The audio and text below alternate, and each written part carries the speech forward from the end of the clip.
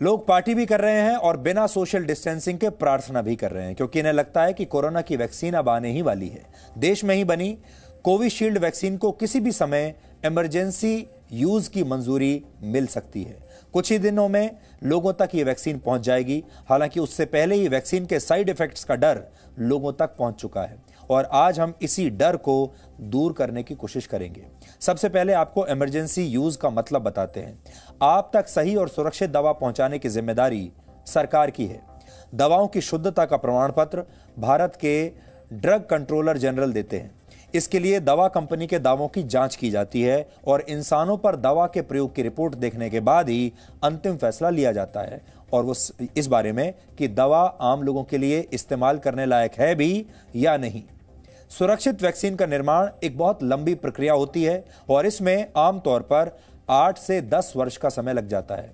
Vaccine के trials पूरे होने से पहले ही अगर इसके इस्तेमाल करने का फैसला ले लिया जाए तब इसे इमरजेंसी यूज ऑथराइजेशन कहते हैं। यानी अगर आप नॉर्मल प्रोसेस से जाएंगे तो अभी आपको बहुत लंबा इंतजार करना पड़ेगा किसी भी नई वैक्सीन के लिए, लेकिन उस पूरे प्रोसेस को बाईपास करके अगर इमरजेंसी यूज में आपको तुरंत उसे लाना है तब ये शब्द इमरजेंसी यूज आता है। कोरोना वायरस लगभग 1 वर्ष पुरानी बीमारी है। इसकी वैक्सीन को तैयार करने के लिए बहुत कम समय मिला है। अब भी इस वैक्सीन के परीक्षण और प्रयोग जारी हैं, लेकिन कोरोना एक संक्रामक और जानलेवा बीमारी है, इसलिए इसका नया स्ट्रेन भी सामने आ गया है। इसलिए इसे अभी रोकना बहुत जरूरी है। ऐसे हालात में वैक्सीन के इमरजेंसी यूज की इजाजत दी जाती है। इमरजेंसी इस्तेमाल की जरूरत तब होती है जब किसी महामारी की वजह से मौत और मरीजों का आंकड़ा बहुत ज्यादा हो जाए और वैक्सीन से नुकसान कम और फायदा ज्यादा होता हो। इसका मतलब यह है कि आप तक पहुंचने से पहले वैक्सीन की जांच हो चुकी है, उत्पादन के समय भी इसकी जांच चलती रहेगी और इससे आपको डरने की बिल्कुल जरूरत नहीं है। यह वैक्सीन सुरक्षित है, लेकिन इसका असर कितना सटीक होगा इसका आंकड़ा बदल भी सकता है। इस समय तक 2 डोज वाली कोविशील्ड वैक्सीन के 69% तक सफल होने की बात कही गई है, 69%। लेकिन यह इस वैक्सीन की एफिकेसी है, इफेक्टिवनेस नहीं। एफिकेसी का मतलब होता है ट्रायल के दौरान इस वैक्सीन में हर 10 में से 7 लोगों को ठीक करने की क्षमता पाई गई, लेकिन असल जीवन में यह जितने लोगों को ठीक करेगी उससे इसकी असली इफेक्टिवनेस आंकी जाएगी। आमतौर पर ट्रायल में जो लोग शामिल होते हैं वो स्वस्थ होते हैं, यानी उन्हें पहले से कोई बीमारी नहीं होती। लेकिन जब यह वैक्सीन असल जीवन में देश के करोड़ों लोगों को दी जाएगी तो इसके असली असर बाद में पता चलेगा, क्योंकि वो लोग जो हैं वो उनके शरीर अलग अलग तरह के होंगे, उनके बीमारियां भी अलग अलग तरीके की होंगी। भारत सरकार करोड़ों लोगों को वैक्सीन लगाने की तैयारी कर रही है, लेकिन सरकार के सामने लोगों के मन से वैक्सीन के डर को दूर करने की भी चुनौती है। हालांकि इस बीच देश में एक सर्वे किया गया, 11,000 लोगों पर की गई स्टडी से कुछ अच्छी बातें सामने आई हैं और वो ये हैं कि हर 10 में से 5 लोग वैक्सीन लगवाने के इच्छुक हैं और वो अपना नंबर आने का इंतजार कर रहे हैं, यानी वो चाहते हैं कि वो वैक्सीन लगवाएं। सर्वे में शामिल हर 10 में से 4 लोग ऐसे हैं जिन्हें वैक्सीन पर संदेह है और वो इसके बारे में पूरी जानकारी मिलने के बाद ही इसे लगवाने का अंतिम फैसला लेंगे। वैक्सीन पर पूरी तरह से अविश्वास करने वाले इस वैक्सीन को लगवाना ही नहीं चाहते, क्योंकि उन्हें इस पर कोई भरोसा नहीं और हर 10 में से 1 व्यक्ति ऐसा निकला जिसे वैक्सीन पर भरोसा नहीं है और वो इसे नहीं लगवाना चाहता। हालांकि युवाओं के मुकाबले बुजुर्गों के मन में ज्यादा आशंकाएं हैं और हर 10 में से 6 बुजुर्ग वैक्सीन लगवाने के पक्ष में नहीं है। ये वो लोग हैं जिनके मन में कोरोना वैक्सीन को लेकर कई तरह की आशंकाएं हैं और यहीं पर फेक न्यूज फैलने की सबसे ज्यादा गुंजाइश रहती है। इसलिए हम आपसे बार बार कहते हैं, इस वैक्सीन को लेकर अगर आपके पास कोई भी फेक न्यूज आए, गलत न्यूज आए, कोई अफवाह आए, तो आप उसे बिल्कुल भी फॉरवर्ड मत कीजिए और उस पर यकीन मत कीजिए जब तक वो कंफर्म ना हो जाए। जो लोग इस वैक्सीन से डर रहे हैं उनका डर दूर करने के लिए हम कुछ महत्वपूर्ण बातें आज उन्हें बताना चाहते हैं। इसे आप बहुत ध्यान से सुनिएगा, क्योंकि वैक्सीन के खिलाफ फैलाए जा रहे भ्रम को दूर करने में यह जानकारी आपके बहुत काम आ सकती है। जन्म के तुरंत बाद बच्चों को बीसीजी की वैक्सीन दी जाती है। आप सब इसके बारे में जानते होंगे, आपने अपने बच्चों को भी दी होगी, हो सकता है आपको भी लगी हो। यह वैक्सीन आगे चलकर उस बच्चे की टीबी जैसी खतरनाक बीमारी से रक्षा करती है। पर इस वैक्सीन के भी साइड इफेक्ट्स होते हैं जो शायद आपको पता नहीं होगा, और जब आप इसे लगवाते हैं तब आप इसके साइड इफेक्ट्स के बारे में पूछते नहीं।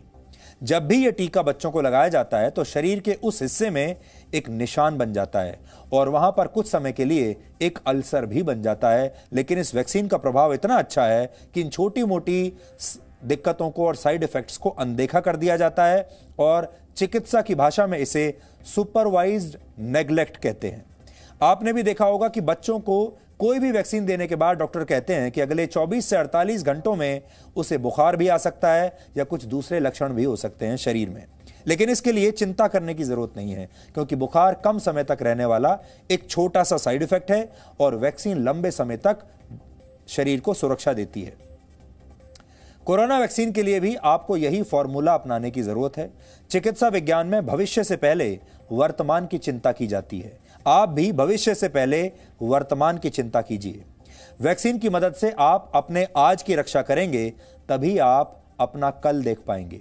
यह वैक्सीन आपकी रक्षा के लिए बनाई गई है, इसलिए साइड इफेक्ट्स की चिंता करने के बदले आपको अपने और अपने परिवार के वर्तमान के बारे में सोचना चाहिए। साइड इफेक्ट्स एक शब्द है, लेकिन उसे इतना बड़ा करके आपके मन में बैठा दिया गया है, डरा दिया गया है कि आपको लगता है कि न जाने कैसे साइड इफेक्ट होंगे। साइड इफेक्ट्स लगभग हर दवाई के होते हैं। जो सारी दवाइयां आप जीवन भर खाते आए हैं उसके भी साइड इफेक्ट्स होते हैं। जो बड़ी बड़ी वैक्सीन आप अभी तक अपने जीवन में लगाते आए हैं उनके भी साइड इफेक्ट्स होते हैं। अब हम कोरोना वैक्सीन पर कुछ सवालों के जवाब देकर आपके इस डर को दूर करने की कोशिश करेंगे। पहला सवाल, कोरोना की वैक्सीन कितनी सुरक्षित है? आप सबके मन में यही सवाल है। वैक्सीन को मंजूरी दिए जाने से पहले हजारों लोगों पर इनका इस्तेमाल किया गया है। विदेशों में और भारत में भी किसी वैक्सीन को अनुमति तभी दी जाती है जब उनके पूरी तरह से सुरक्षित होने का भरोसा हो, और अब तक दुनिया भर में 30 लाख से ज्यादा लोगों को वैक्सीन लगाई गई है और उनमें से बहुत कम लोगों को ही थोड़ी बहुत परेशानियां हुई हैं। भारत में वैक्सीन लगाने के बाद 30 मिनट तक उन लोगों को मॉनिटर किया जाएगा। अगर किसी को कोई परेशानी हुई तो तत्काल उसका उपाय किया जाएगा। हालांकि ऐसा होने की संभावना बहुत कम है। दूसरा सवाल लोग जानना चाहते हैं कि क्या वैक्सीन की पहली डोज के बाद ही वो कोरोना वायरस से सुरक्षित हो जाएंगे? इसका जवाब है नहीं, पहली डोज के बाद नहीं। आपको वैक्सीन की 2 डोज लगाई जाएंगी और दूसरी डोज लगने के 14 दिनों के बाद ही आपके शरीर में कोरोना वायरस के खिलाफ प्रतिरोधक क्षमता तैयार होगी। वैक्सीन लगवाने के बाद भी आपको फेस मास्क, सोशल डिस्टेंसिंग और हैंड सैनिटाइजर का इस्तेमाल करते रहना होगा। अगला सवाल है कि वैक्सीन लगने के बाद कितने समय तक आप सुरक्षित रहेंगे? अब तक की रिसर्च के मुताबिक वैक्सीन का असर 6 महीने तक रहेगा। हालांकि वैज्ञानिकों ने कहा है कि यह वैक्सीन हमारी प्रतिरोधक क्षमता को आने वाले कई वर्षों के लिए मजबूत कर सकती है। हालांकि अभी इस पर और रिसर्च करने की जरूरत है, लेकिन 6 महीने तो आप मानकर चलिए। अब आपको बताते हैं कि जब सरकार वैक्सीन के इमरजेंसी इस्तेमाल पर अंतिम फैसला ले लेगी तो आप तक पहुंचने की प्रक्रिया क्या होगी। सबसे पहले केंद्र सरकार इस वैक्सीन को हवाई जहाज के जरिए अलग अलग राज्यों तक पहुंचाएगी। फिर हवाई अड्डे से इन्हें एक रेफ्रिजरेटेड वाहन में रखकर कोल्ड रूम्स तक ले जाया जाएगा। इसके बाद वैक्सीन को आइस बॉक्सेस में रखकर स्वास्थ्य केंद्रों तक पहुंचाया जाएगा, जहां इन वैक्सीन को 2 डिग्री से 8 डिग्री सेल्सियस के तापमान पर स्टोर किया जाएगा। फिर इन्हें छोटे छोटे आइस बॉक्सेस में वैक्सीनेशन कैंप्स तक ले जाएंगे और इस पूरी प्रक्रिया पर जीपीएस द्वारा नजर रखी जाएगी। यानी सरकार को और प्रशासन को पता होगा कि कौन सा आइस बॉक्स, कौन सी वैक्सीन इस समय कहां है। हो सकता है कुछ समय बाद वैक्सीन आपके शहर में पहुंच जाए, लेकिन इस वैक्सीन के लिए आपका नंबर कब आएगा यह भी आप जान लीजिए। पहले चरण में यानी पहले फेज में यह वैक्सीन सिर्फ डॉक्टर्स, नर्सेज और दूसरे स्वास्थ्य कर्मियों को ही मिलेगी। फिर दूसरे फेज में यह पुलिस कर्मियों को मिलेगी, पत्रकारों को मिलेगी, यानी लगता है हमें भी मिल जाएगी। फिर सैनिटेशन वर्कर्स को मिलेगी और 50 साल से ऊपर के लोगों को मिलेगी। तीसरे चरण में 50 वर्ष से कम के बीमार लोगों को मिलेगी, ऐसे लोगों को मिलेगी जिन्हें और भी कई बीमारियां हैं। तो हम, जैसा हमने आपको बताया कि मीडिया भी एसेंशियल सर्विसेज में था और मीडिया के भी जितने सारे लोग हैं वो लगातार इस दौरान काम करते रहे, बाहर निकलते रहे, उनका एक्सपोजर लेवल भी बहुत हाई रहा है। तो उन्हें दूसरे चरण में पत्रकारों को यह वैक्सीन मिल सकती है। इसका मतलब हमारे जैसे जो लोग हैं हमें दूसरे चरण में मिलेगी। हम इस वैक्सीन को लगवाएंगे और ये वैक्सीन जब हमें लग जाएगी तो हम आपको अपने अनुभव से भी बहुत सारी बातें बता पाएंगे। इसलिए इंतजार कीजिए जब हम ये वैक्सीन लगवाएं और आपको अपने अनुभव से हम बता पाएंगे कि इसके क्या साइड इफेक्ट्स होते हैं और ये वैक्सीन कैसी है। जब भी कोई शुभ काम होता है तो विघ्न रोकने के लिए अक्सर पूजा की जाती है। आप भी ऐसा जरूर करते होंगे ताकि शुभ काम के रास्ते में अगर कोई बाधा आने वाली हो तो वो पहले ही रुक जाए और आपका काम बिना किसी परेशानी के पूरा हो।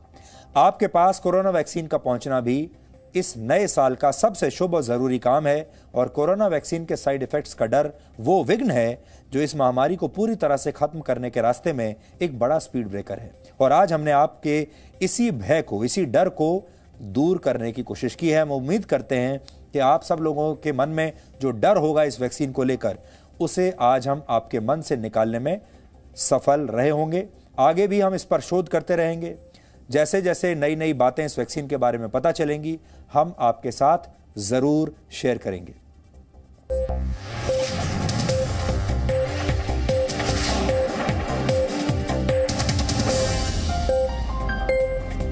Presenting B News app, available on Google Play and App Store. Download it now.